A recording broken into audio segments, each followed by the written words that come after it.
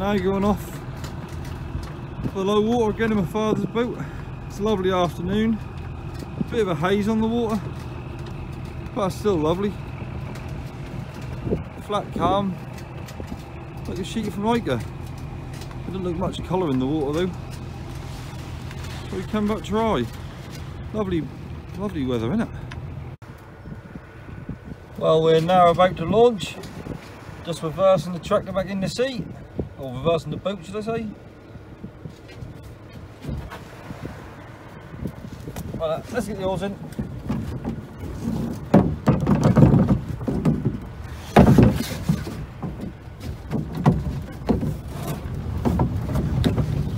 That's us going down the trailer.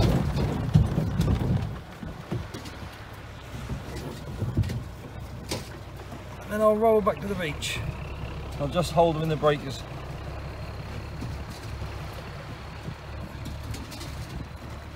Right, the boat's 23 foot, but it's not actually that hard to row. But these are big oars. Like 12 foot these oars are.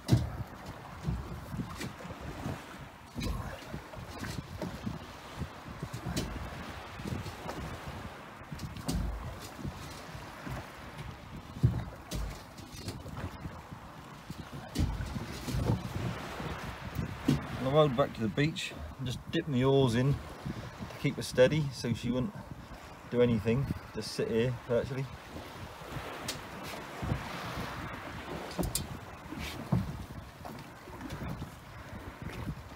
Even though we're going for the low water, the tide's already started to flood in the beach. But I always do normally, it's about an hour before the low water in the book. We're already starting to flood.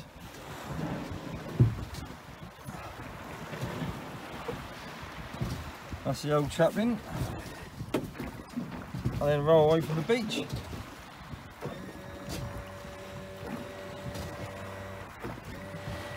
just prime the 8-board, and then we'll start up.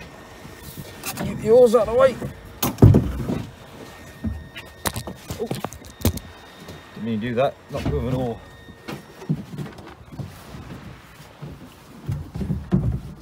And now we'll start up.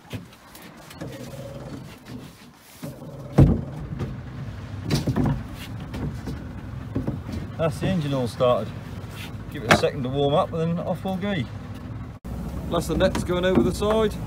That's a fleet 10 2-inch nylons. Hopefully there'll be a few herring here. Even though the colour in the water isn't that great. The water is dirty, but it isn't really dirty. But it's better than what it was in the beach. It was really sheer in the beach. You can see the nets are going over nicely. Trick on the way. We're only going to shoot 10 nets, there's no point in catching a dollop. All the prices on the market will go poor, so we'll just stick 10 overs a day, I think. That's the fleet of nets fishing nicely. I don't know how well the video's going to turn out. I've got a bit of sun in my eye, and with a bit of haze, like a little bit of fog what didn't disappear totally, that's reflecting off it, and that's hard to see really. That's about as good as I'm going to do today. But let's hope there's a few herring left. That's what we want. Well, we've got to sit on the inside end today because it's a safe easterly breeze. As we're sitting here, we notice the third pellet is down, so we're just going to haul them in and straighten out that pellet. Oh, there's one couple of fish already. Call it like tons of weed there though. Look at that, all that weed on that lead line. But a couple of herring. One of them looked quite a nice one. So just the pellets are every 20 foot, so when you've got to haul in 40 foot and just untie that pellet. Hopefully there'll be a few fish. The net's only been in the water 10 minutes. Well, the net's only been out 10 minutes. And we hauled that first little bit of net. The pellet had gone round the lead lines, that's what was tangled up. Well, they don't fish like that. But we had 3 herring out of it. 2 little spents. A nice plump fish. I think it's the latest I've ever seen these plump fish. Normally we don't get hardly any after Christmas. I'm still getting few pump fish with a bit of spawn in them still now in mid-February. I've never known them to get that far, that late up in the year. I think all the seasons are changing. For some of that one, it's a bit of a mystery. You can see the pellets on these nets, a lot better than my ones. My dad used them inflatable pellets on his gear. They hold more weight. Using these, you can probably get 100 stone in them before you think about sinking. But them little hard pellets, what I use, you get over about 70 odd stone and they start going down a bit. So they do hold a lot more weight, these inflatable pellets, than the little hard ones. Well, the ones I use actually purse net floats, about 600 gram, while these ones will hold over a kilo each. That's obviously why they hold up more weight. Well, there's about half an hour of tide to go, but I didn't shine up much fish on the live box. All them dots in the water, the bits of weed. So obviously when we just looked in that net there, looked in the end, there's loads of weed on the lead line, and they'll probably be going down about 15 foot, so that tally up. All them dots there with that red weed on the bottom. I'm pretty fishing on the beach at the minute, there must be tons of weed there. Reeling loads and loads of weed, ain't much fun beach fishing, is it? Especially when you're getting a few little whitings and dabs. No COD, what you really want. There's finally a bit of fish coming through. It doesn't look that herony, they look a bit thick, but we're only in shallow water, it's only 20 foot deep, so it may look a bit thicker. But we'll see when we haul. But I've got to admit, there haven't been no sprats up in the water. Normally you see loads of sprats up in the water at the minute, but there haven't been any. Unless they're disappearing early. Traditionally, we used to always be the best week was the second week of March, but the last couple of years, they've all been gone by mid-March. Not that we really fish for them anymore, but nothing showing there. Surprising. There's still about 20 minutes worth of tide left, but the old chaps can have a look on, see if we've got anything. Nice to know is we don't want too many fish. If not, the market prices are good at crap, so we'll keep a close eye, because there's no point in catching, filling the boat up and getting poor money for them. You might as well do a quarter of the work and get the same money. You've got to be stupid to work half the night for nothing. Is there any? It's not looking too sharpish. Oh, we hauled this end 20. Oh, there's one. We hauled this end 20 minutes ago just to untangle that float, and we had 3. Just taking that one out. Let's see if you have any more. That's a little low spin. See if there's any more in there. Can't see any yet. Oh, there's one. So there's a few swans since we looked at it, but it's not looking like a lot, is it? 6 fish out of half a net. Or 5 fish, should I say. We'll give it a bit long whenever to the end of the tide. They might lift right on the end of the tide. Time will tell. Well, we hauled a little bit further. We hauled exactly half a net. And we just have a look on, and we got 3 fish the first time when we untangled that pellet. So we must have got 6 more spent heron and 3 selected large out of half a net.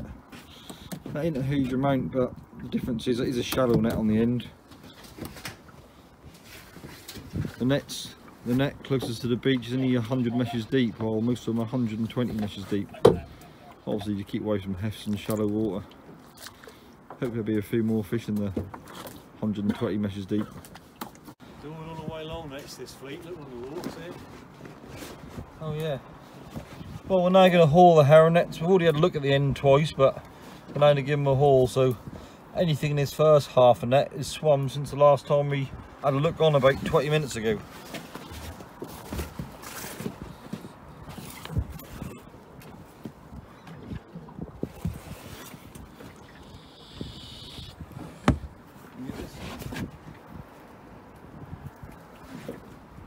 There's a few fish swum already.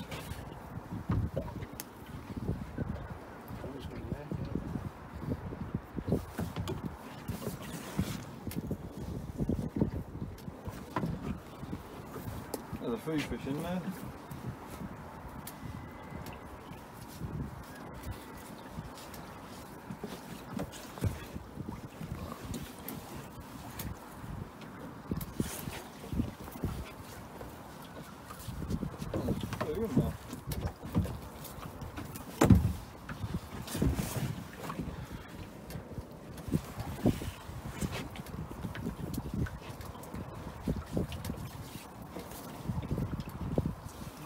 This is where we hauled up to last time. I had a look on twice. I suppose there's only been about another dozen there and swum already in it. Not a huge amount.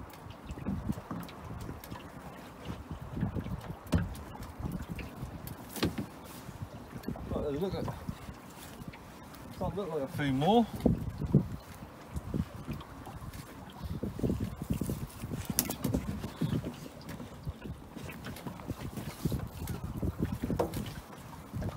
Right in the end, were they? Yeah, we haven't picked this many out, have we?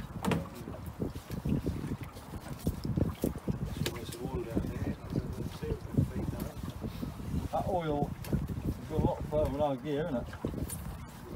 Right down there, and that was that's wind. Look, you look right up there too, as far as the eye can see.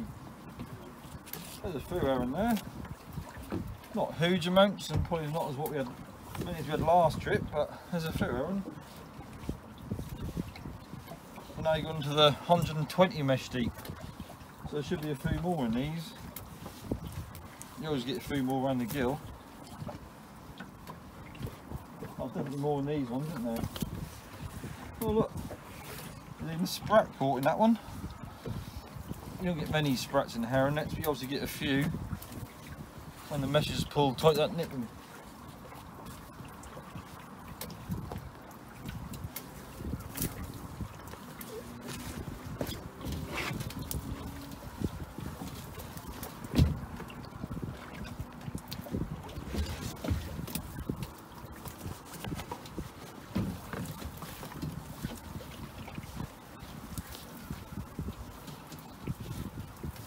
Looking a lot better than it did when we first looked on. And we think we hauled that half a net and we had about a dozen just then.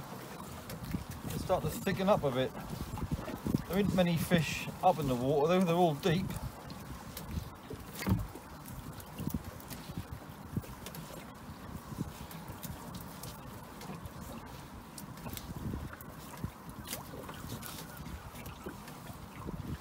All right near the lead line, isn't he? But the fish finder didn't even show these. Whether they were any ones and twos that didn't show up instead of being shoals.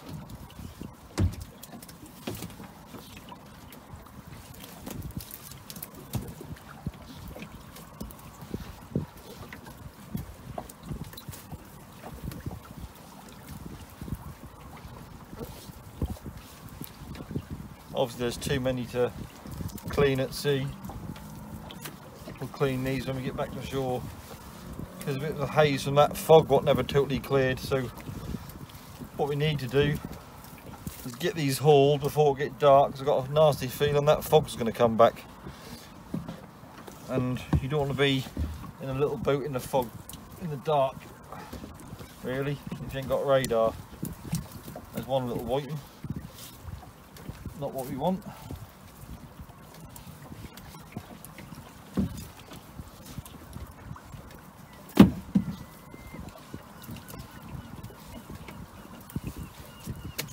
That one's been eaten by a seagull or eaten by a seal, isn't it? And skinned. There's a skinned one by a seal.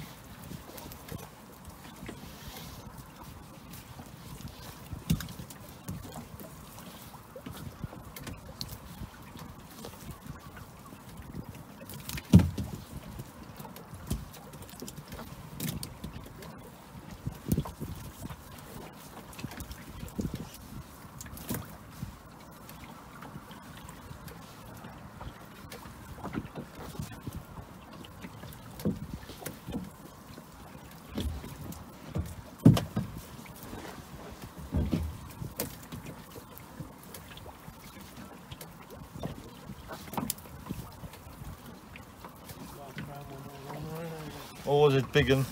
He'll jump overboard for a big heron.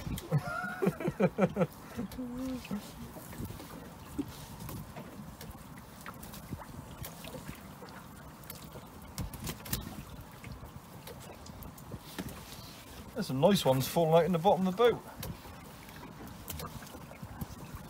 When we hauled that second fleet the other day, we picked all the best out we hauled and left the rubbish. They don't look so good as they're squashed up a bit. No. Obviously when you're putting the fish, running them, all the weight of the fish squash the fish below it, so they don't look as good. There's no real way around it. That's part and parcel of drift netting, really. The fish lay on top of other fish. You can't. There's only so far you can spread the nets about.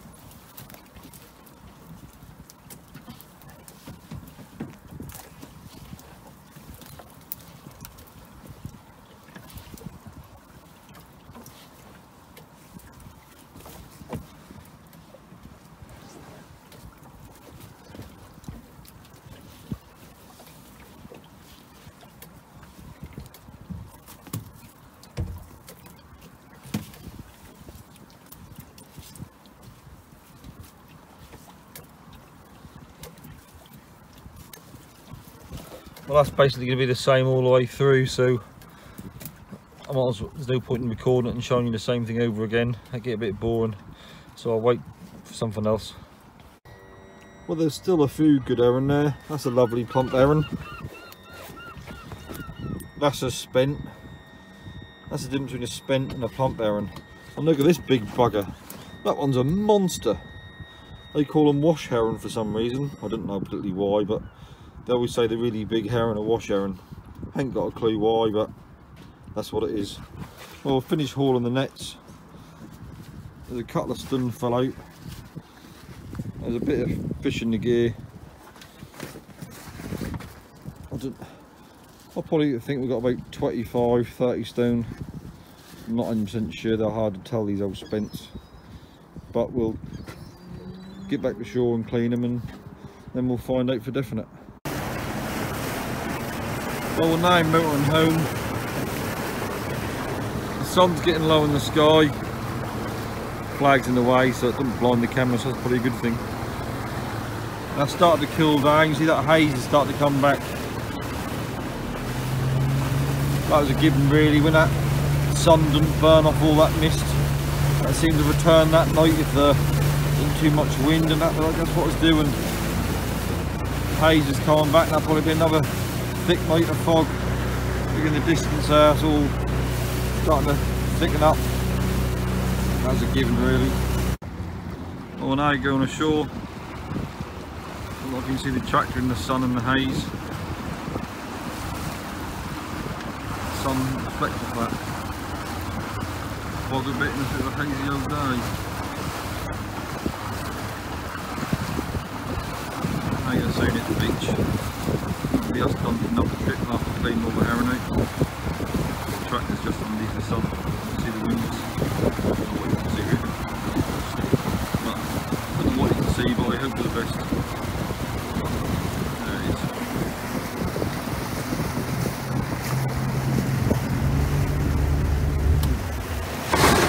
That's it, the beach. Well, it's just now pulled out of the water and on the buffs and about to get winched on the trailer. Luckily, unlike my boat, the buffs didn't pop like in the video the other day. So she's going to get winched on and it'll all be done and dusted for another trip. Just got to clean the fish when we get home. Bloody easier than two buffs on a bit of rope.